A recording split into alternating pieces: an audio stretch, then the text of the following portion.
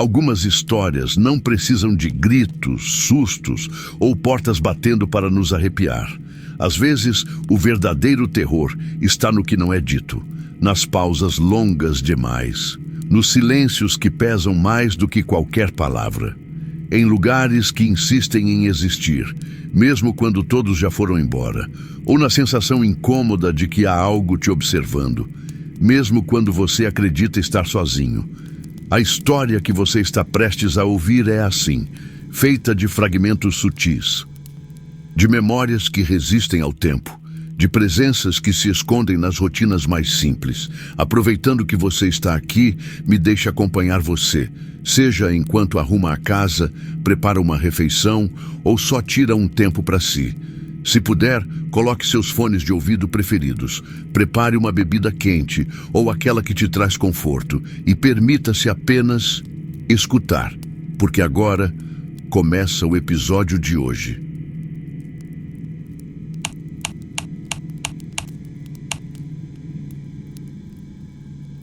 Boa noite, Adam. Meu nome é Tiago, tenho 26 anos e trabalho como maqueiro em um hospital universitário há 4 anos. Meu trabalho consiste em transportar pacientes entre setores, levar equipamentos, ajudar em transferências de leitos. É um trabalho físico, cansativo, mas honesto. O que vou contar aconteceu há 1 ano e mudou completamente a forma como vejo o hospital onde trabalho. O Hospital Universitário São Mateus tem 7 andares. Cada andar tem sua especialidade. Térreo é emergência, primeiro é clínica geral, segundo é cirurgia, terceiro é ortopedia, quarto é cardiologia, quinto é oncologia e o 6º andar é destinado a cuidados paliativos. É no 6º andar onde ficam os pacientes terminais, aqueles para quem a medicina já não tem mais respostas, apenas conforto.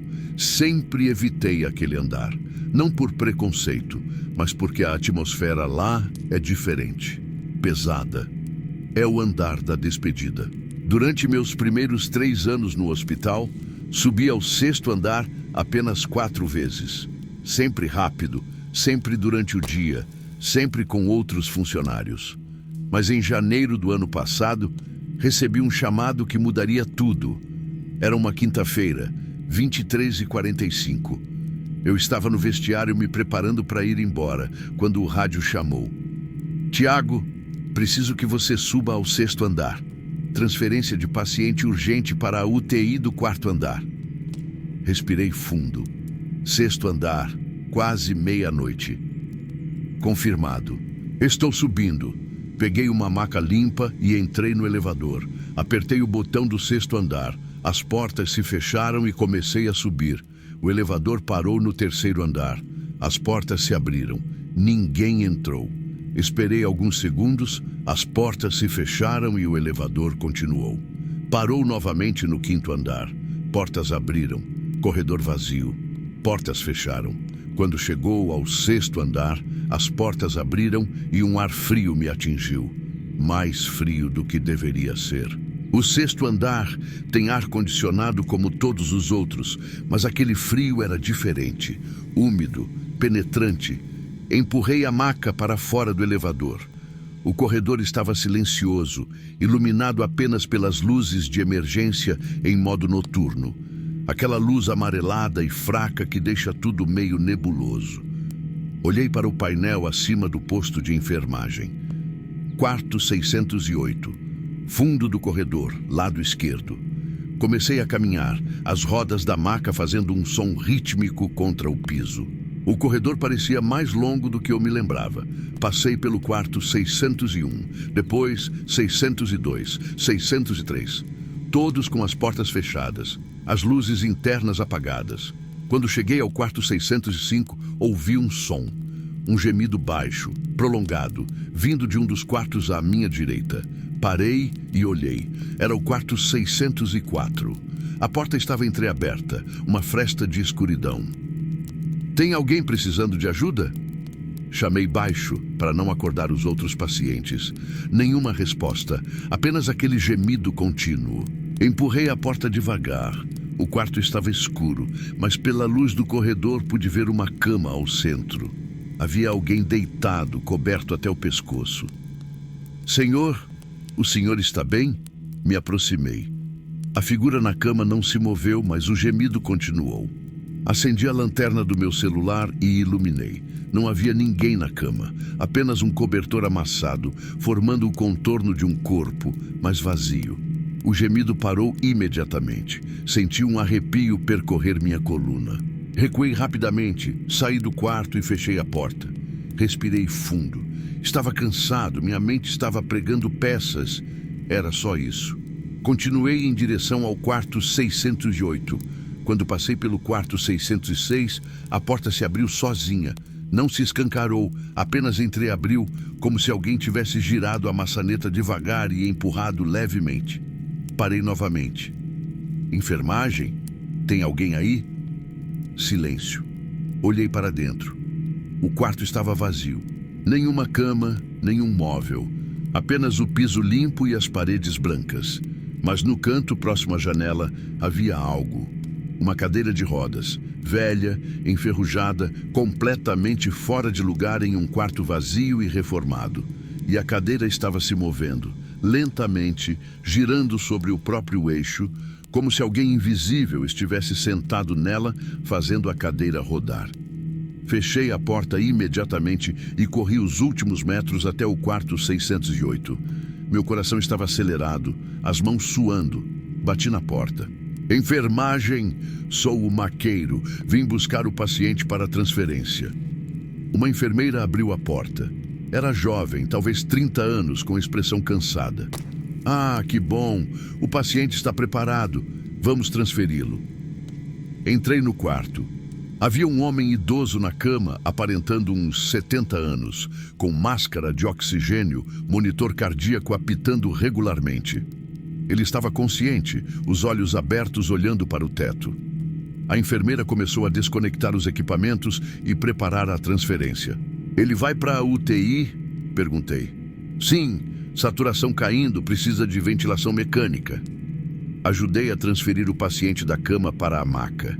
Ele era leve, quase sem peso. A enfermeira cobriu-o com um lençol e ajustou a máscara de oxigênio. Pronto, leva rápido, por favor. Comecei a empurrar a maca de volta pelo corredor. O paciente não disse nada, apenas continuou olhando para cima, piscando lentamente.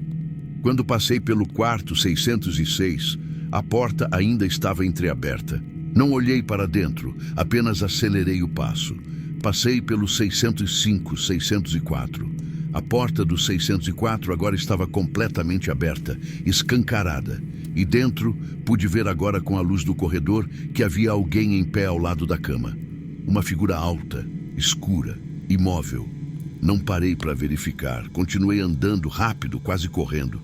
Cheguei ao elevador e apertei o botão. As portas demoraram uma eternidade para abrir. Quando finalmente abriram, empurrei a maca para dentro e apertei o botão do quarto andar repetidas vezes. As portas começaram a se fechar. E então, nos últimos segundos antes de fecharem completamente, vi.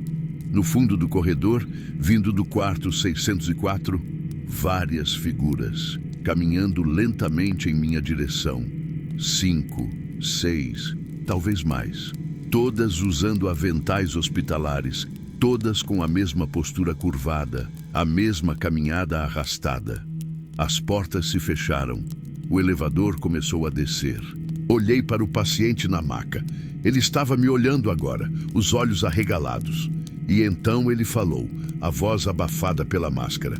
Você os viu? Não era uma pergunta, era uma constatação. Vi o quê?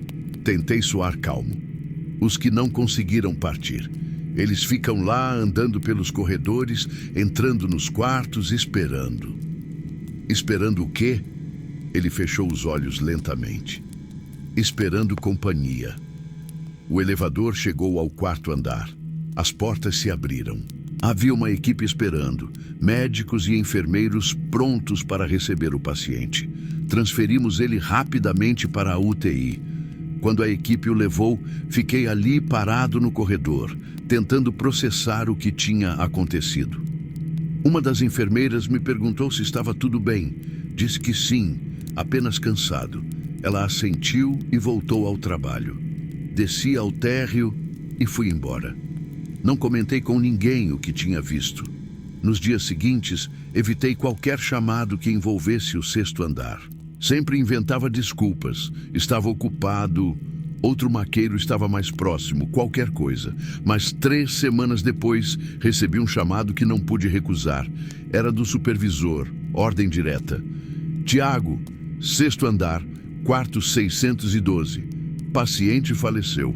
Preciso que você leve o corpo ao necrotério. Meu estômago se apertou. Não tem outro maqueiro disponível? Todos estão ocupados. É seu trabalho. Sobe agora. Eram 2h30 da madrugada. Peguei a maca específica para transporte de corpos, aquela com cobertura e zíperes. Entrei no elevador com as pernas tremendo. Apertei o botão do sexto andar. Durante a subida, fiz uma prece silenciosa. O elevador parou no sexto andar. As portas se abriram. O mesmo ar frio, o mesmo corredor silencioso. Mas dessa vez havia algo diferente. As portas de todos os quartos estavam abertas. Todas. Dos 2 lados do corredor, abertas completamente, revelando a escuridão interna de cada quarto. Empurrei a maca para fora do elevador. O quarto 612 ficava do lado direito, quase no final do corredor. Comecei a caminhar. À medida que passava por cada quarto aberto, tinha a sensação de que alguém estava me observando de dentro. Não via nada, apenas aquela escuridão densa, mas sentia os olhares, múltiplos olhares, acompanhando cada passo meu. Quando cheguei ao quarto 612, a porta também estava aberta. Dentro havia uma enfermeira, a mesma que eu tinha visto 3 semanas antes. Ela estava ao lado da cama, preenchendo papéis. Boa noite, vim buscar o paciente. Ela olhou para mim e sorriu, mas o sorriso não chegou aos olhos. Ele está pronto. Aproximei-me da cama. Havia um corpo coberto com um lençol branco. Posicionei a maca ao lado da cama. Vou precisar de ajuda para transferir. A enfermeira assentiu. Juntos, pegamos o corpo e o colocamos na maca. Era pesado, rígido, já em rigor mortis. Fechei o zíper da cobertura, escondendo o corpo. Pronto, vou levar ao necrotério. Cuidado no caminho, ela disse com aquele mesmo sorriso estranho. Comecei a empurrar a maca de volta pelo corredor. Todas as portas ainda estavam abertas. Quando passei pelo quarto 610, ouvi passos atrás de mim. Passos lentos, arrastados. Olhei para trás, não havia ninguém. Mas os passos continuavam. Acelerei. Os passos também aceleraram. Quando passei pelo quarto 608, ouvi uma voz. Tiago. Era uma voz masculina, rouca, chamando meu nome. Vinha de dentro do quarto 608. Não parei. Continuei andando. Tiago, espera. A voz estava mais próxima agora. Olhei para o lado. No quarto 607, havia alguém em pé na porta. Uma figura masculina, vestindo avental hospitalar, com cabelos grisalhos despenteados. Ele me olhava fixamente, sem piscar. Você vai me levar também? Comecei a correr, empurrando a maca o mais rápido possível.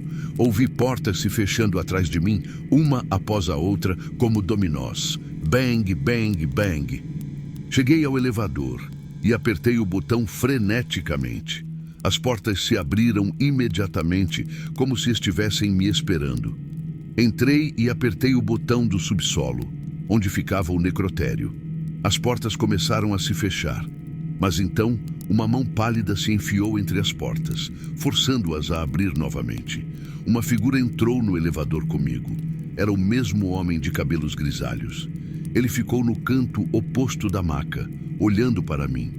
Você vê a gente? Pressionei meu corpo contra a parede do elevador. Deixe-me em paz. Ele inclinou a cabeça. A gente só quer sair. Está há tanto tempo aqui. Por favor, nos leva junto. Eu não posso, não sei como. As portas do elevador se fecharam e começamos a descer. O homem continuou me encarando. Então você vai ficar como a gente. Vai ficar preso. Como ela. Ele apontou para a maca para o corpo sob a cobertura. Olhei para a maca. O zíper da cobertura estava se abrindo sozinho, lentamente de dentro para fora. Tentei gritar, mas minha voz não saiu. O zíper abriu completamente. De dentro, uma mão saiu. Feminina, magra, com pele azulada. Depois a outra mão. E então a cabeça. Era uma mulher idosa. Os olhos abertos, mas brancos, completamente brancos, sem pupilas. Ela sentou na maca. Movimentos rígidos, mecânicos. Virou a cabeça para mim e sorriu. Um sorriso largo demais, mostrando dentes escuros. O elevador parou abruptamente. As portas se abriram. Não era o subsolo. Era o 6º andar novamente, como se o elevador tivesse voltado. O homem de cabelos grisalhos saiu do elevador. A mulher da maca desceu e o seguiu. Antes de sair completamente, ela olhou para mim uma última vez. "Bem-vindo!" ela disse com aquela voz gutural. As portas se fecharam. O elevador desceu novamente. Dessa vez, chegou ao subsolo. As portas se abriram para o corredor do necrotério. Saí empurrando a maca vazia, tremendo da cabeça aos pés. O técnico do necrotério estava esperando. "Cadê o corpo?" "Eu não sei, desapareceu." Ele franziu a testa. "Como assim desapareceu? Corpo não desaparece." "Eu juro, estava aqui e sumiu." Ele pegou o rádio e ligou para o 6º andar. Depois de alguns minutos de conversa, desligou e me olhou com irritação. "O corpo ainda está no quarto 612. Você pegou a maca errada, idiota." "Mas eu coloquei ele. A enfermeira me ajudou." "Que enfermeira? Não tem nenhuma enfermeira de plantão no 6º andar agora. O setor está com equipe reduzida. Apenas um técnico de enfermagem cobrindo o andar inteiro." Meu sangue gelou. "Mas eu vi uma enfermeira. Ela estava no quarto preenchendo papéis." Ele balançou a cabeça. "Você está vendo coisas. Sobe lá e pega o corpo certo dessa vez." Recusei. Disse que não me sentia bem, que estava tendo alucinações, qualquer coisa. Outro maqueiro foi chamado para fazer o transporte. Fui para o vestiário, peguei minhas coisas e saí do hospital. Dirigi para casa no piloto automático, a mente em branco. Quando cheguei, tomei um banho quente e tentei dormir. Mas toda vez que fechava os olhos, via aquela mulher saindo da maca. Via o homem de cabelos grisalhos. Via todas aquelas portas abertas no corredor. No dia seguinte, fui conversar com um dos maqueiros mais antigos, o seu João, que trabalha no hospital há 25 anos. Contei o que tinha acontecido, esperando que ele risse de mim ou dissesse que foi cansaço. Mas ele não riu. Ficou sério e disse: "Você foi marcado." "Marcado como?" "O 6º andar tem algo errado há anos. Pacientes que morrem lá, alguns não partem, ficam presos.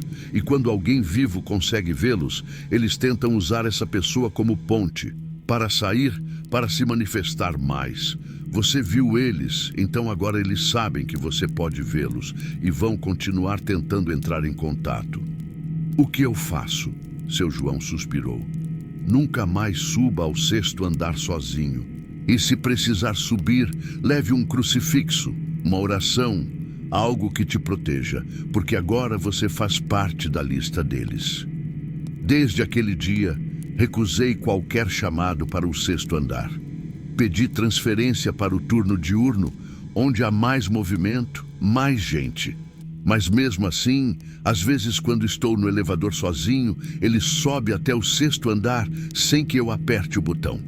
As portas se abrem, revelando aquele corredor silencioso, e eu vejo figuras paradas nas portas dos quartos, me observando, esperando.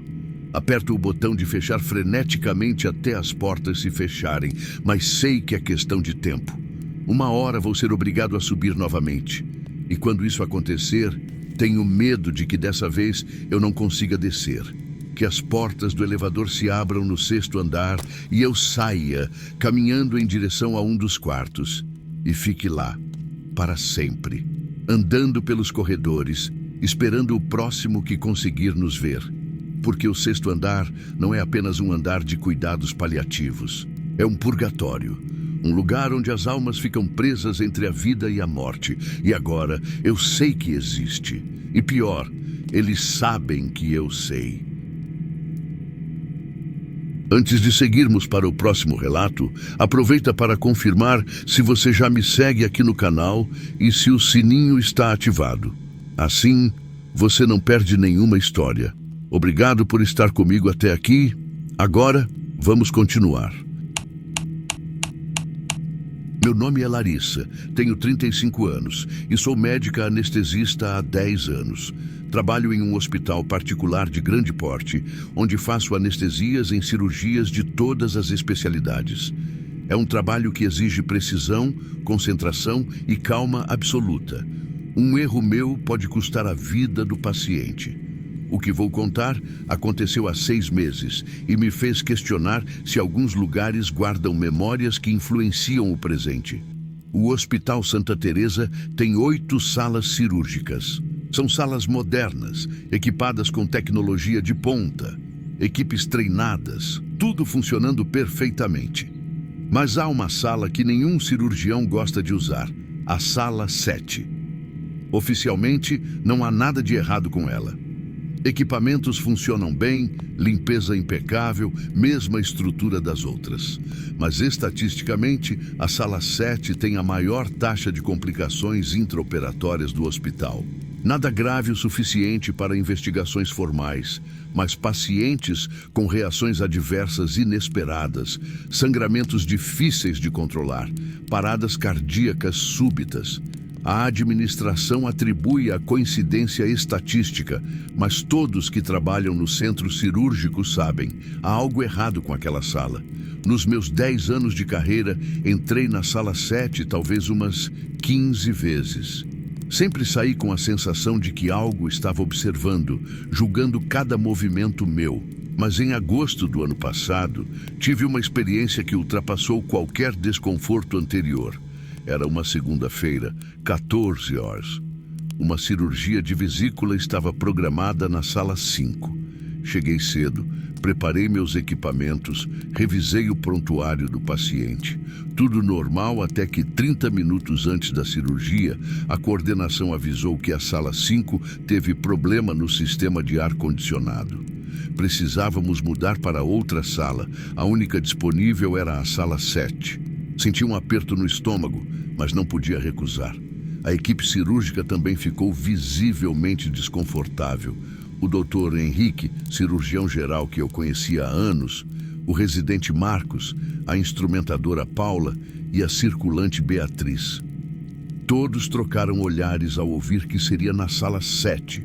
Mas profissionalmente não podíamos protestar por superstições. Transferimos tudo para a Sala 7. Eu entrei primeiro para montar meus equipamentos de anestesia, monitor multiparamétrico, bomba de infusão, laringoscópio, tubos endotraqueais, medicações. Enquanto organizava, senti aquela sensação novamente, como se alguém estivesse atrás de mim, bem próximo, observando cada movimento. Virei várias vezes, não havia ninguém além de mim na sala. A paciente chegou às 14h20. Chamava-se Margarete, 52 anos, dona de casa, simpática e visivelmente nervosa. Conversei com ela, expliquei o procedimento anestésico, tentei acalmá-la. Ela foi posicionada na mesa cirúrgica, conectei os monitores, pressão arterial, frequência cardíaca, saturação de oxigênio, tudo normal. Iniciei a indução anestésica às 14h30. Apliquei o midazolam para a sedação, depois o fentanil para a analgesia e, por último, o propofol para a hipnose. Aguardei ela adormecer completamente. Quando estava em plano anestésico adequado, realizei a intubação orotraqueal. Tubo passou sem dificuldades, ventilação estabelecida. Conectei ao ventilador mecânico, parâmetros ajustados, tudo perfeito. Avisei ao Dr. Henrique que podia começar. Ele fez a antisepsia da pele e iniciou a incisão às 14h45. A cirurgia transcorria normalmente. Eu monitoro os sinais vitais da Margarete. Pressão estável em 120/80, frequência cardíaca em 70 BPM, saturação em 98%. O Dr. Henrique dissecou os tecidos, identificou a vesícula, começou a clampar os vasos. Foi então que ouvi uma voz, baixa, sussurrada, mas clara. Ele vai errar. Olhei ao redor. Todos estavam concentrados na cirurgia. Ninguém tinha falado. Você ouviu isso? Perguntei para Beatriz, a circulante. Ela me olhou confusa. Ouvir o quê? Nada, desculpe. Voltei minha atenção aos monitores, mas a voz continuou. Ela não vai acordar. Senti um frio percorrer minha espinha. Olhei para a Margarete. Os monitores mostravam tudo normal. Respiração adequada, coração batendo regularmente. Mas então, sem qualquer sinal prévio, a pressão arterial começou a cair. 120/80, 110, 70, 100, 60, 90, 50. Hipotensão, avisei a equipe. Pressão caindo rápido. Dr. Henrique parou a cirurgia momentaneamente. Alguma hemorragia? Verificou o campo cirúrgico. Não havia sangramento excessivo, negativo, sem hemorragias aparentes. Aumentei a infusão de cristalóides. Apliquei vasopressor. A pressão se estabilizou em 165. Dr. Henrique continuou a cirurgia. Mas 5 minutos depois, a frequência cardíaca disparou. 70, 85, 100, 120, 140 BPM. Taquicardia sem explicação. Frequência subindo, avisei. Verifiquei se havia dor, se a anestesia estava superficial. Não, a paciente estava em plano profundo. Não havia motivo para taquicardia. Apliquei beta-bloqueador. A frequência começou a cair, mas então a saturação de oxigênio despencou. 98%, 92%, 85%, 78%. Dessaturação crítica. Verifiquei o tubo endotraqueal. Estava bem posicionado. Ausculte os pulmões. Ventilação bilateral presente. Aumentei a fração inspirada de oxigênio para 100%. A saturação não melhorava. 75%. 70%. O monitor começou a apitar de forma estridente. E então a voz voltou, agora mais alta, mais clara, como se estivesse ao meu ouvido. Ela vai morrer aqui, como eu morri. Girei a cabeça. Não havia ninguém atrás de mim. Você está ouvindo vozes? Dr. Henrique perguntou, me olhando com preocupação. Não, estou bem. Foco na paciente. A saturação estava em 68%. Margarete estava entrando em hipoxemia severa. Verifiquei todo o circuito do ventilador. Tudo funcionando. Não fazia sentido. E então percebi. O oxímetro mostrava 68%, mas quando ausculte a paciente, ela estava ventilando normalmente. Os lábios dela não estavam cianóticos. Troquei o sensor do oxímetro de dedo. Imediatamente, a saturação voltou para 96%. Era defeito no equipamento. Saturação normalizada. Foi mau contato do sensor. A equipe suspirou aliviada. Doutor, Henrique voltou à cirurgia, mas eu estava perturbada. Aquelas vozes, aquelas palavras. Como eu morri. Quem morreu ali? Tentei me concentrar, mas a sensação de estar sendo observada ficava mais forte. Olhei para o canto da sala, próximo à porta. Havia uma sombra. Não era projeção de ninguém, não tinha fonte de luz. Era apenas uma mancha escura, mais densa que o ar ao redor. E estava se movendo, lentamente, deslizando pela parede. Paula, você está vendo aquilo? Apontei discretamente. A instrumentadora olhou. Vendo o quê? Aquela sombra ali. Ela franziu a testa. Não tem nada ali, Dr. Larissa. Pisquei várias vezes. A sombra continuava lá, agora se movendo em direção à mesa cirúrgica. Senti pânico crescente. Não podia surtar no meio de uma cirurgia. Respirei fundo, tentei focar nos monitores. A cirurgia continuou por mais 30 minutos. Dr. Henrique removeu a vesícula, fez hemostasia, começou a fechar a cavidade. Foi quando a pressão arterial caiu novamente. drasticamente. 160, 70, 40, 50, 30, bradicardia associada. Frequência cardíaca em 40 BPM. Paciente instável, hipotensão e bradicardia severas. Apliquei atropina, aumentei vasopressores. Nada. A pressão continuava caindo. 40, 20, 30, 15. A frequência em 35 BPM. O monitor começou a mostrar traçado irregular. Arritmia. Possível parada iminente. Preparem a adrenalina. A equipe entrou em modo de emergência. Dr. Henrique terminou a sutura rapidamente. Está fechado. Pode reverter. Comecei o protocolo de reversão anestésica, mas a Margarete não estava respondendo. O coração entrava em ritmo cada vez mais irregular. E então ouvi novamente, agora múltiplas vozes sobrepostas. Deixa ela vir, deixa ela ficar conosco. Olhei ao redor da sala. As sombras estavam em todos os cantos agora. 4, 5, 6 figuras escuras, sem forma definida, mas claramente presentes. Elas se aproximavam da mesa. Saiam! Gritei sem pensar. A equipe inteira parou e me olhou. Doutora Larissa? Dr. Henrique me encarou preocupado. Percebi o que tinha feito. Desculpem, estresse, vamos continuar. Mas as sombras não saíram. Elas estavam ao redor da Margarete agora. E então, uma delas estendeu o que parecia ser um braço, tocando o rosto da paciente. No momento do toque, o monitor cardíaco mostrou a sistolia. Linha reta. Parada cardíaca. Parada. Iniciar RCP. Marcos começou compressões torácicas. Eu apliquei adrenalina. Ventilei manualmente. 30 compressões, 2 ventilações. 30 compressões, 2 ventilações. 2 minutos. Nada. Mais adrenalina. Continuamos. 5 minutos. 7 minutos. 10 minutos. A Margarete não respondia. Eu estava desesperada, suando, bombando adrenalina e fazendo ventilações com todas as forças. As sombras continuavam ali, imóveis, observando. E então, no 13º minuto de RCP, o monitor mostrou um ritmo. Fraco, mas presente. Batimento cardíaco. Temos pulso! A equipe continuou as manobras de suporte. Lentamente, o coração de Margarete voltou a bater sozinho. Pressão subiu para 80-50.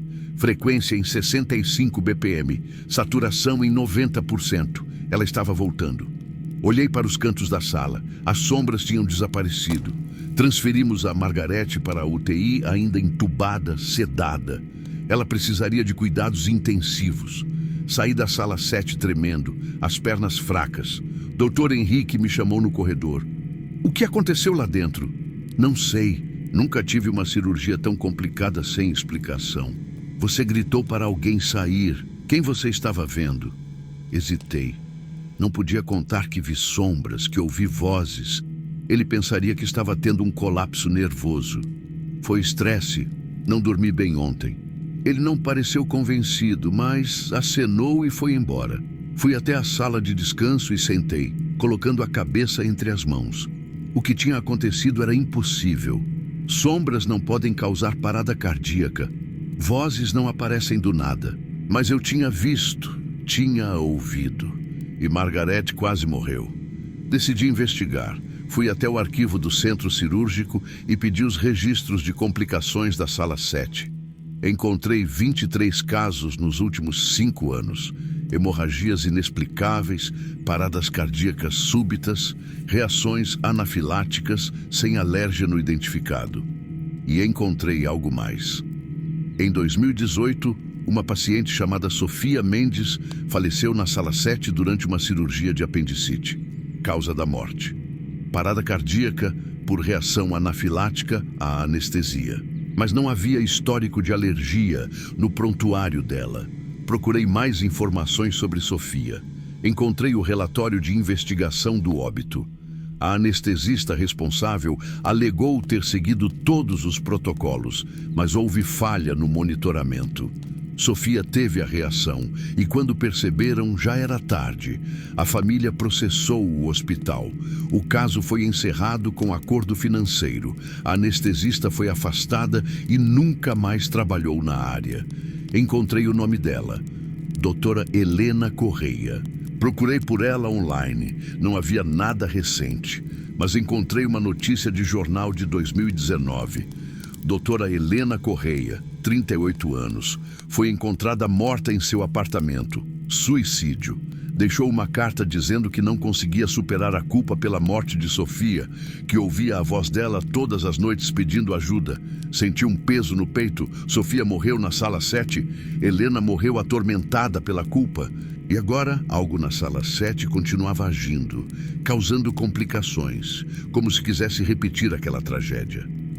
No dia seguinte, visitei Margarete na UTI. Ela tinha acordado, estubada, consciente, mas fraca. Quando me viu, seus olhos se encheram de lágrimas. Obrigada, você me salvou. Sentei ao lado dela. Como você está se sentindo? Ela hesitou. Eu tive um sonho estranho durante a cirurgia. Sei que estava anestesiada, mas sonhei que estava em um lugar escuro, sozinha. E havia pessoas ao meu redor. Pessoas tristes, sussurrando coisas. Uma mulher ficou bem perto de mim e disse: "Não deixa ela te levar." E então acordei aqui. Meu sangue gelou. Você lembra da voz da mulher? Era jovem, triste. Ela disse o nome dela: Sofia. Não consegui responder. Levantei, disse que voltaria mais tarde e saí. Margarete tinha ouvido Sofia. Durante a parada cardíaca, enquanto estava clinicamente morta por alguns minutos, ela esteve lá, naquele lugar escuro, e Sofia a avisou: "Não deixa ela te levar." Ela quem? Helena? Será que o espírito atormentado de Helena estava na sala 7, repetindo o erro que cometeu, tentando levar outros pacientes com ela? Conversei com a coordenação do centro cirúrgico. Sugeri que a sala 7 fosse desativada para a reforma completa, alegando problemas recorrentes nos equipamentos. A coordenadora concordou. A sala foi fechada por tempo indeterminado, mas 2 semanas depois, precisaram reabrir. Falta de salas disponíveis, demanda alta. Fui escalada para uma cirurgia na sala 7 novamente. Recusei. Disse que não me sentia confortável. Me ofereceram trocar de escala com outro anestesista. Aceitei. O anestesista que foi no meu lugar era jovem, recém-formado, não sabia da reputação da sala.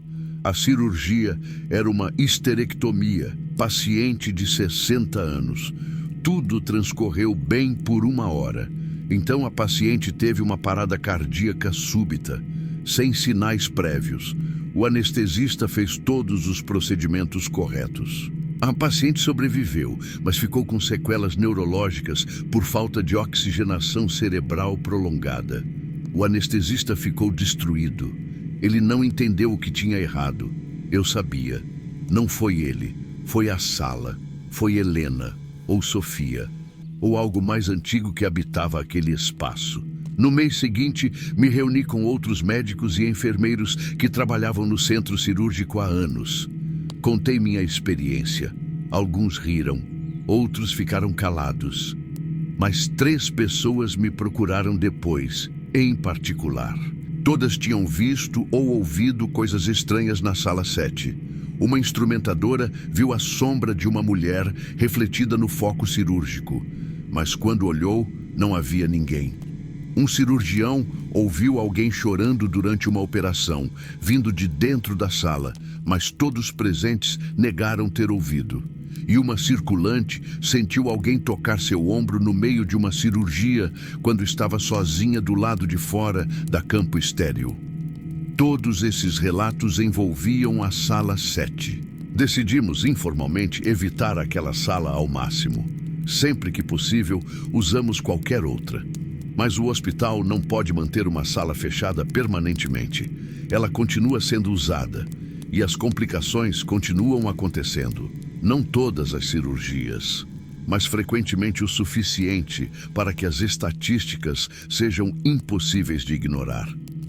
Há 2 semanas, uma enfermeira nova pediu demissão depois de uma semana trabalhando no centro cirúrgico. Quando perguntaram o motivo, ela disse que não aguentava trabalhar na sala 7, que sentia uma presença hostil, que via vultos pelos cantos, que tinha pesadelos todas as noites. Ela nem sabia da história de Sofia ou Helena, apenas sentiu. Então agora trabalho aqui com um peso constante. Toda vez que vejo a placa Sala 7 no corredor, sinto um aperto.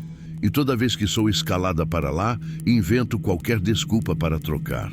Porque sei que se entrar naquela sala novamente, posso não conseguir salvar o próximo paciente. Sei que as sombras vão voltar, mais fortes, mais presentes. E sei que uma hora, uma delas vai conseguir o que quer. Levar mais alguém, completar o que Helena começou, repetir a tragédia de Sofia. Então, se você um dia precisar de uma cirurgia e o médico disser que será na sala 7 de qualquer hospital, pergunte se há outra opção. Insista, porque alguns lugares absorvem tragédias e as repetem eternamente. E a sala 7 é um desses lugares. Um lugar onde a morte não aceita partir sozinha.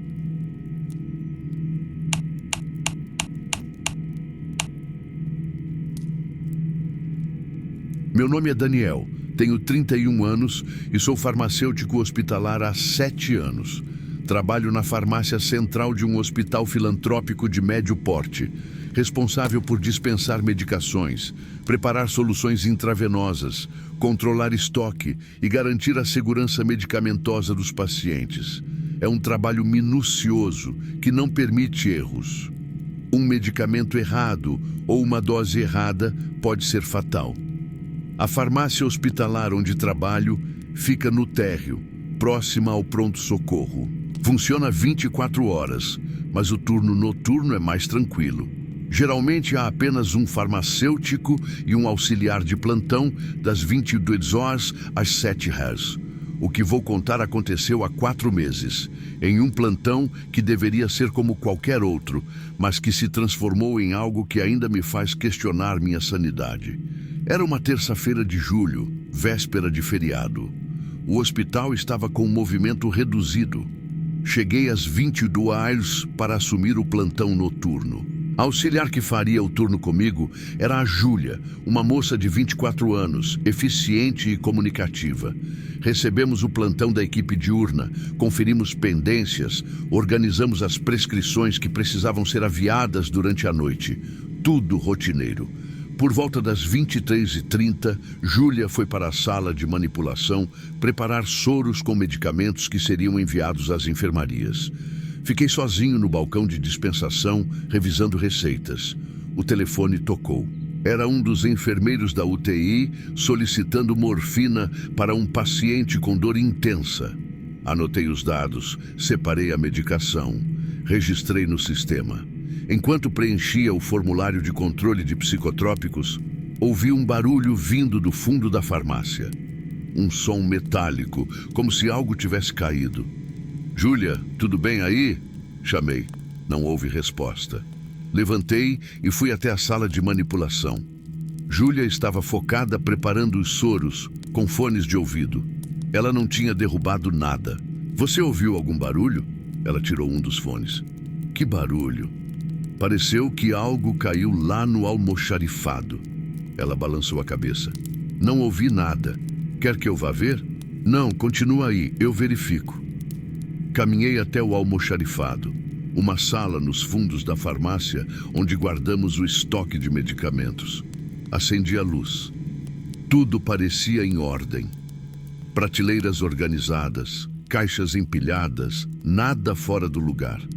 Estava prestes a sair quando notei algo estranho. Uma caixa de ampolas de cloreto de potássio estava no chão, próxima à prateleira de eletrólitos, como se alguém tivesse pego e deixado ali. Franzi a testa. Cloreto de potássio é um medicamento perigoso, classificado como de alta vigilância.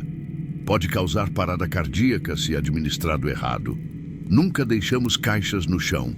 Peguei a caixa e coloquei de volta na prateleira. Quando me virei para sair, A luz piscou. Uma vez. 2 vezes. Depois apagou completamente. Fiquei no escuro absoluto. Júlia, acende a luz! Gritei. A luz voltou imediatamente. Júlia apareceu na porta. Aconteceu o quê? A luz apagou. Ela olhou para o interruptor. Não mexia aqui. Deve ter sido queda de energia momentânea. Possível. Hospitais têm geradores de emergência, mas podem ocorrer falhas por segundos. Saímos do almoxarifado. Era 00:15. Voltamos às nossas atividades. Júlia terminou os soros e os embalou para envio. Eu continuei processando receitas. Às 00:45, o telefone tocou novamente. Era o mesmo enfermeiro da UTI. Daniel, preciso de mais morfina. Paciente com dor refratária. Acabei de enviar há menos de 1 hora. Sei, mas já administramos e precisamos de nova dose. Achei estranho, mas não questionei. Separei outra ampola, registrei. Às 01:15, o enfermeiro ligou pela 3ª vez. Daniel, mais morfina? De novo? Esse paciente está com prescrição de quantas doses? 3 doses de 6 em 6 horas. Mas a dor está incontrolável. Médico autorizou. Vou precisar da prescrição atualizada. Estou enviando por fax agora. Esperei. O fax chegou. Prescrição assinada, dose dentro do aceitável. Separei a 3ª âmpula, mas algo me incomodava. 3 doses em menos de 2 horas era excessivo. Liguei para a UTI. Quem é o paciente? Leito 3, Sr. Osvaldo. Acessei o prontuário eletrônico. Sr. Osvaldo, 68 anos, câncer metastático em fase terminal. Fazia sentido o uso liberado de morfina para controle da dor. Liberei a medicação. Às 02:00 da madrugada, estava revisando o estoque de antibióticos quando ouvi passos no corredor externo da farmácia. Passos lentos, arrastados. Olhei através da janela de vidro que dava para o corredor. Não havia ninguém. Os passos continuaram, agora parecendo vir de dentro da farmácia. Júlia, você está andando por aí? Chamei. Estou aqui na manipulação, parada, ela respondeu. Os passos pararam. Silêncio. Levantei e fui até a sala de manipulação. Júlia estava no computador digitando relatórios. Você ouviu passos? Ouvi. Achei que era você. Saímos juntos e verificamos toda a farmácia. Sala de manipulação, almoxarifado, balcão, recepção. Nada, ninguém. Voltamos ao trabalho, mas agora ambos estávamos tensos. Às 02:30, o sistema informatizado apitou. Uma prescrição nova tinha entrado. Abri para verificar. Era uma prescrição de cloreto de potássio intravenoso, dose de 40 mEq, para ser administrado em push rápido. Meu coração disparou. Aquilo estava errado. Cloreto de potássio nunca deve ser administrado em push rápido. Sempre deve ser diluído e infundido lentamente. Em push rápido, causa parada cardíaca instantânea. Verifiquei o prescritor. Era o Dr. Alencar, médico da clínica médica. Liguei imediatamente para o posto de enfermagem do 3º andar, de onde vinha a prescrição. Alô, enfermagem do 3º andar. Aqui é Daniel, da farmácia. Recebi uma prescrição de cloreto de potássio em push rápido. Está correto? A enfermeira soou confusa. Não fizemos nenhuma prescrição agora. O médico não está aqui. Mas está no sistema. Prescrição registrada há 3 minutos. Espera, vou verificar. Ouvi ela digitando. Daniel, não tem nada aqui. Nenhuma prescrição nova entrou. Olhei novamente para minha tela. A prescrição estava lá, claramente visível. Como não tem? Estou vendo aqui. Me passa o número do protocolo. Passei. Ela digitou. Esse protocolo não existe no sistema. Impossível. Estava na minha tela. Tirei um print da tela. Vou encaminhar por e-mail. Enviei. Segundos depois ela respondeu. Daniel, o anexo veio corrompido. Não abre. Olhei para a tela novamente. A prescrição começou a piscar. E então sumiu. Simplesmente desapareceu do sistema, como se nunca tivesse existido. Esquece. Deve ter sido um erro do sistema, disse a enfermeira e desliguei. Mas minhas mãos estavam tremendo. Prescrições não aparecem e somem sozinhas. E aquela prescrição específica de cloreto de potássio em push poderia matar um paciente. Era quase como se alguém estivesse tentando fazer isso. Chamei Júlia e contei o que aconteceu. Ela ficou pálida. Isso é muito estranho. Vamos revisar o log do sistema. Acessamos o log de auditoria. Todas as prescrições do dia estavam registradas, exceto aquela. Não havia nenhum rastro, como se nunca tivesse sido feita. Às 03h da madrugada, o telefone tocou novamente. Era a mesma voz do enfermeiro da UTI, mas agora soava diferente, mais distante, distorcida. Daniel, preciso de cloreto de potássio. Como assim? Para qual paciente? Leito 3, Senhor Osvaldo, prescrição urgente. Não recebi prescrição de cloreto para ele. Estou enviando agora, mas manda logo, é emergência. A ligação caiu. Esperei o fax. Nada chegou. Liguei de volta para a UTI. Uma enfermeira atendeu. Não era a voz de antes. Oi, acabei de receber uma ligação pedindo cloreto de potássio para o leito 3. É procedente? Ela hesitou. Daniel, o paciente do leito 3 faleceu há 20 minutos. Parada cardíaca. Não reverteu. Meu sangue gelou. Como? Quem ligou daqui então? Ninguém ligou daí. A equipe está toda ocupada com o corpo do paciente. Desliguei e olhei para o telefone. Alguém tinha ligado. Eu tinha ouvido. A voz pedindo cloreto de potássio para um paciente que já estava morto. Júlia, o senhor Osvaldo faleceu. Ela parou o que estava fazendo. O que recebeu 3 doses de morfina em 2 horas. Sim, ficamos em silêncio. Havia algo profundamente errado. Às 03h30, fui ao banheiro. Quando voltei, Júlia estava parada no balcão, olhando para uma ampola na mão. Daniel, olha isso. Era uma ampola de cloreto de potássio. De onde você tirou isso? Estava aqui em cima do balcão, simplesmente apareceu. Como assim apareceu? Fui ao computador por 30 segundos. Quando voltei, estava aqui. Peguei a ampola. Era real, lacrada, dentro da validade. Alguém colocou aqui. Não tinha ninguém aqui. Eu estava o tempo todo olhando. Levei a ampola de volta ao almoxarifado. Quando coloquei na prateleira, percebi algo. A caixa que tinha caído no início da noite estava no chão novamente, no mesmo lugar. Júlia, vem ver isso. Ela veio. Olhamos para a caixa. Você mexeu aqui? Perguntei. Não, nem entrei no almoxarifado depois que você arrumou. Peguei a caixa. Estava aberta. Faltavam 3 ampolas. Contei quantas ampolas tínhamos enviado durante a noite. Nenhuma. Não tínhamos dispensado nenhuma ampola de cloreto de potássio. Então, para onde foram as 3 ampolas? Verificamos o sistema. Nenhum registro de saída. Verificamos as câmeras de segurança. A farmácia tem câmeras em todos os ambientes. Revisamos as gravações das últimas 4 horas. E o que vimos nos fez congelar.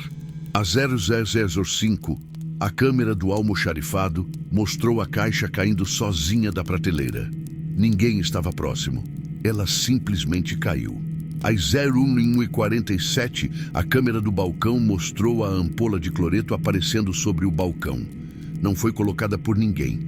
Simplesmente materializou, como se surgisse do ar. E às 02:33, a câmera da sala de manipulação mostrou algo que nos fez recuar.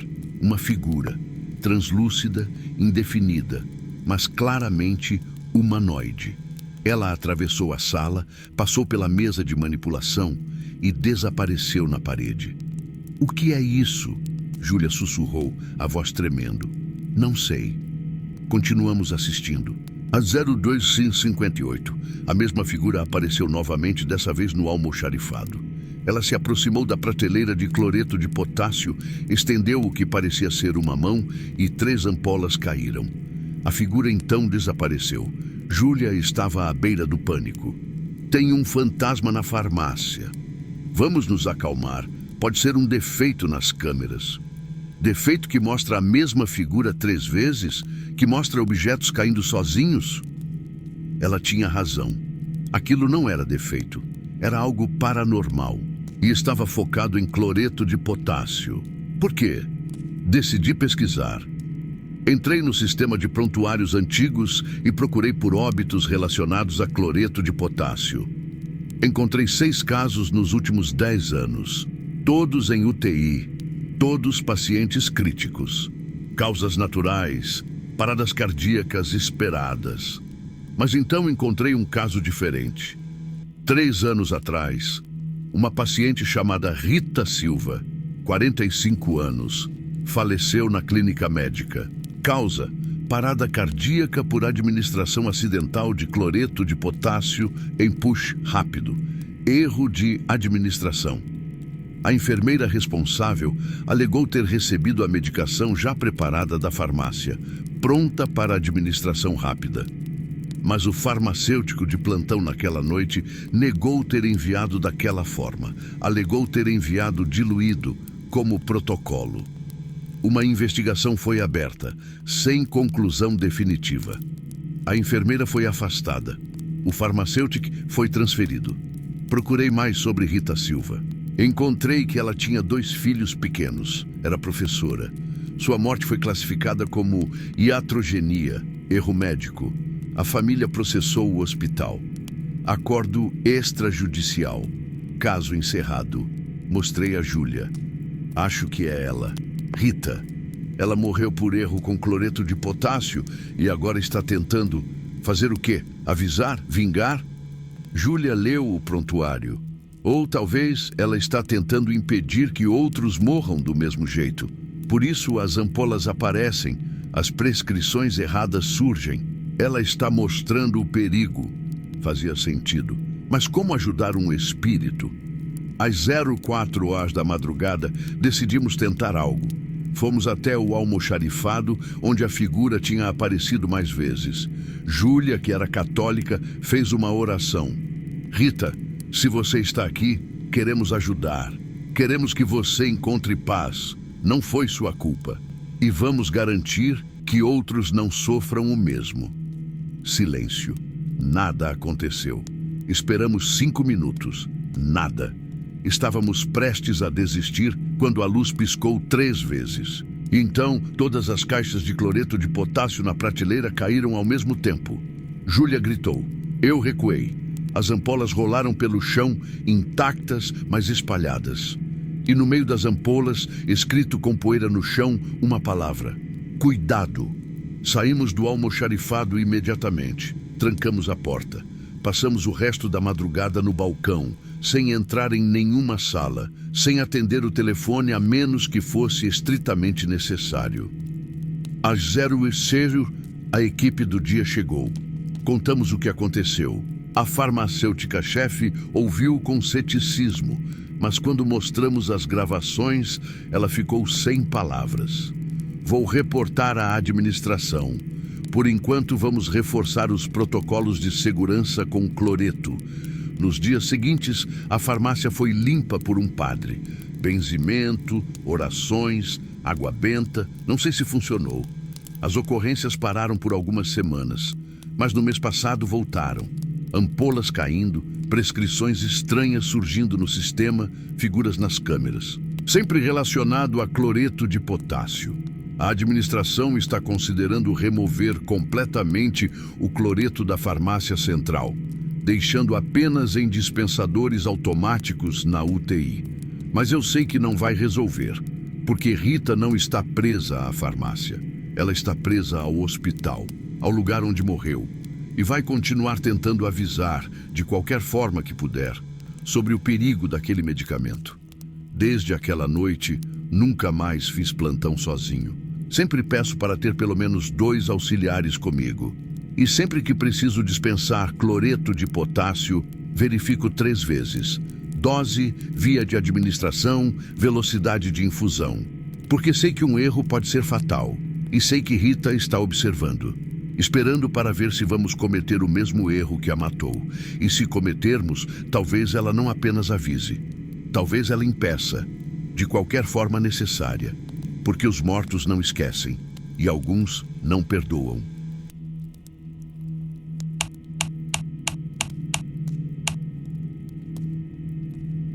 Meu nome é Camila, tenho 42 anos e trabalho como arquivista médica há 18 anos.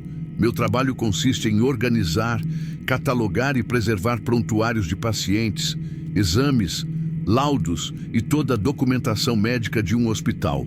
É um trabalho silencioso, metódico, que acontece nos bastidores. Poucos sabem que existimos, mas sem nós, o hospital não funcionaria. Toda a informação médica dependeria da memória. O Hospital Geral Municipal, onde trabalho, foi fundado em 1952. São mais de 70 anos de história, dezenas de milhares de pacientes atendidos, milhões de documentos gerados. O arquivo médico fica no subsolo, 2 andares abaixo do térreo. É um labirinto de corredores, salas e estantes de aço repletas de caixas de papelão contendo prontuários. Alguns datam da década de 1950. A temperatura é controlada, a umidade monitorada, tudo para preservar os documentos. Trabalho lá embaixo das 8 horas às 17 horas, de segunda a sexta. Geralmente sozinha. Tenho uma auxiliar, a Eduarda, mas ela trabalha meio período. O que vou contar aconteceu há 3 meses e me fez entender que alguns registros não deveriam ser preservados, que algumas histórias deveriam ser esquecidas. Era uma quinta-feira de agosto, fim da tarde. Eduarda tinha ido embora às 15 horas.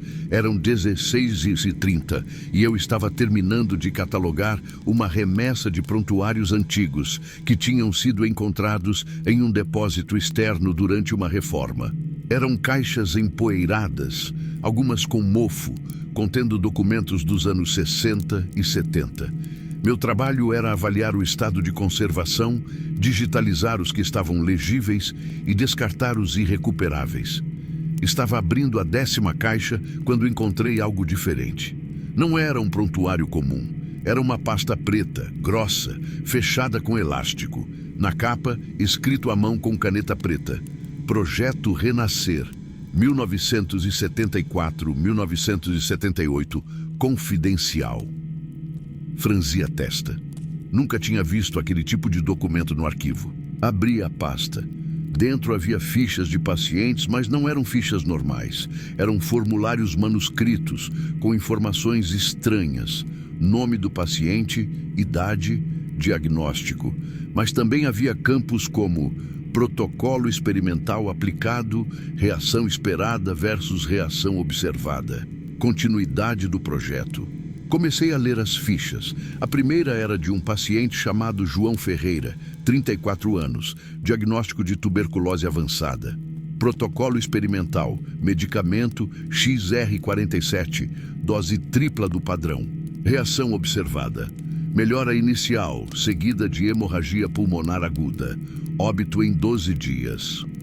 A segunda ficha era de Maria Souza, 28 anos, diagnóstico de anemia severa. Protocolo experimental. Transfusão de sangue tipo incompatível para testar resistência orgânica. Reação observada. Choque hemolítico, falência renal, óbito em 36 horas. Senti náusea crescente. Aquilo eram experimentos. Experimentos em pacientes sem consentimento. A terceira, quarta, quinta ficha. Todas seguiam o mesmo padrão. Pacientes pobres, sem família ou com famílias que não questionariam, submetidos a procedimentos experimentais perigosos, e a maioria tinha falecido. Contei as fichas. Eram 47. 47 pacientes usados como cobaias. No final da pasta havia um relatório, assinado por um médico chamado Dr. Heitor Braga, coordenador do projeto Renascer. O relatório dizia: dos 47 pacientes incluídos no projeto, 41 vieram a óbito devido a complicações dos protocolos experimentais. 6 sobreviveram com sequelas. Os resultados obtidos, embora não tenham comprovado a eficácia dos medicamentos testados, forneceram dados valiosos sobre limites fisiológicos humanos. Recomenda-se encerramento do projeto por questões éticas emergentes e risco de exposição pública. Questões éticas emergentes, como se fosse uma preocupação menor. Aquele médico tinha matado 41 pessoas deliberadamente em nome de pesquisa. Procurei mais informações sobre Dr. Heitor Braga. Encontrei no sistema que ele trabalhou no hospital de 1970 a 1979. Depois, foi transferido para outro estado. Não havia mais registros. Provavelmente esconderam o caso. Transferiram o médico para abafar. Decidi que aquilo precisava ser denunciado. Digitalizei toda a pasta, salvei em pendrive. Estava prestes a sair quando ouvi um som. Um som que não deveria existir ali embaixo. Passos. Alguém estava caminhando pelos corredores do arquivo. Tem alguém aí? Chamei. Os passos pararam. Silêncio. Segurança? Nenhuma resposta. Peguei meu celular, sem sinal. Normal, o subsolo é blindado, não pega rede. Guardei o pendrive na bolsa e fui até o corredor. As luzes fluorescentes piscavam levemente, como sempre fazem. O corredor estava vazio. Fileiras intermináveis de estantes de aço dos dois lados. Comecei a caminhar em direção ao elevador. Os passos recomeçaram. Atrás de mim. Olhei para trás. Nada. Acelerei o passo. Os passos atrás de mim também aceleraram. Comecei a correr. As luzes começaram a piscar mais rápido. Uma apagou, depois outra, como se uma onda de escuridão estivesse me seguindo. Cheguei ao elevador e apertei o botão. A luz de chamado acendeu, mas o elevador não veio. Apertei novamente, freneticamente. Nada. Olhei para o corredor. As luzes continuavam apagando, uma por uma. A escuridão se aproximando. E dentro da escuridão, vi figuras, múltiplas figuras, caminhando lentamente em minha direção. Corri para a escada de emergência. Subi os degraus, 2 de cada vez. Quando cheguei ao primeiro lance, ouvi vozes atrás de mim, vozes sussurrando, sobrepostas, dizendo a mesma coisa. Você leu nossos nomes, agora você sabe, precisa contar. Continuei subindo. 2 lances, 3. Cheguei à porta de saída do subsolo. Empurrei, trancada. Impossível, portas de emergência não podem ser trancadas por dentro. Empurrei com força, chutei. Não abriu. As vozes estavam mais próximas agora, subindo a escada. Conta o que ele fez. Conta para todos. Peguei meu celular. Tinha apenas uma barra de sinal. Liguei para a segurança. Alô, estou presa na escada de emergência do arquivo. A porta não abre. Calma, senhora. Já estamos enviando alguém. Desliguei e olhei para baixo. As figuras estavam a meio lance de distância. Conseguia ver agora. Eram pessoas em roupas hospitalares antigas, algumas com curativos, outras com tubos, todas com expressões de dor e desespero. E na frente de todas, um homem de jaleco branco. Ele olhava para mim com expressão neutra. Era o Dr. Heitor Braga. Reconheci pelo crachá no jaleco. Você não devia ter encontrado isso, ele disse com voz fria. Agora eles não vão me deixar em paz. Você matou essas pessoas, gritei. Em nome da ciência, contribuíram para o avanço do conhecimento. Você é um monstro. As figuras atrás dele começaram a se agitar, gemendo, gritando. Ele mentiu, disse que iríamos melhorar, nos usou. Uma mulher gritou. Minha filha ficou órfã por causa dele. Um homem avançou. Quero justiça. Dr. Heitor olhou para trás, parecendo assustado pela primeira vez. Vocês concordaram. Assinaram termos. Você mentiu nos termos. Disse que era tratamento, não experimento. As figuras avançaram sobre ele. Ele tentou recuar, mas elas o cercaram. Ouvi gritos, sons de luta. E então, Dr. Heitor desapareceu no meio das figuras. A porta atrás de mim finalmente se abriu. Um segurança entrou. Senhora, está tudo bem? Olhei para a escada, vazia. Nenhuma figura, nenhum Dr. Heitor, nada. Eu fiquei presa. A porta estava destravada, só precisa empurrar mais forte. Saí dali tremendo. O segurança me acompanhou até a recepção. Peguei minhas coisas e fui embora. Em casa, conectei o pendrive. Os arquivos estavam lá. Toda a documentação do projeto Renascer. Preparei uma denúncia formal. Enviei para o Conselho de Ética Médica, para a imprensa, para a promotoria. A história explodiu. Investigação foi aberta. Descobriram que o Dr. Heitor Braga tinha morrido em 1995 em um acidente de carro.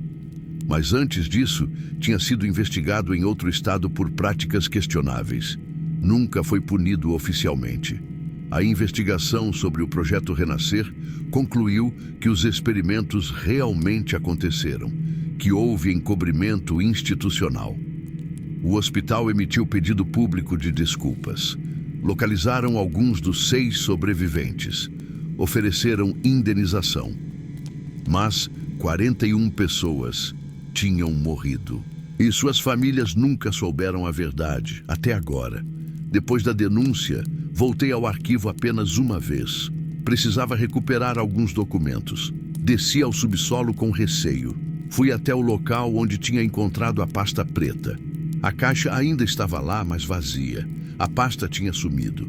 Procurei por todo o arquivo. Não encontrei. Como se nunca tivesse existido. Mas eu tinha as digitalizações. A prova estava salva.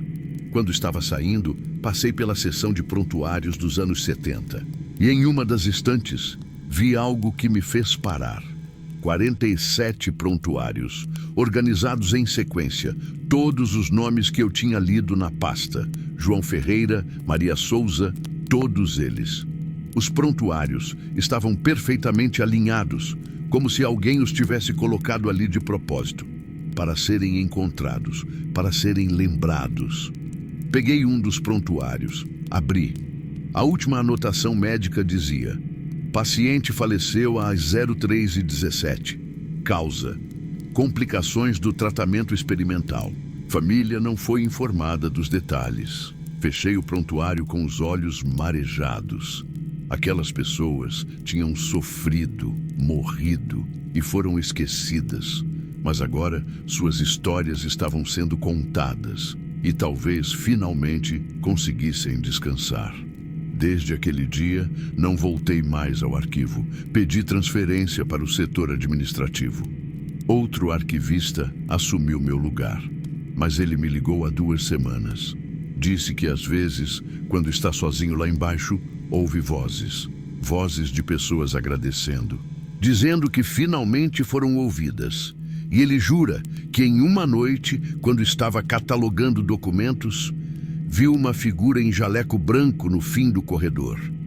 A figura estava cercada por outras figuras, todas puxando-o, arrastando-o para a escuridão.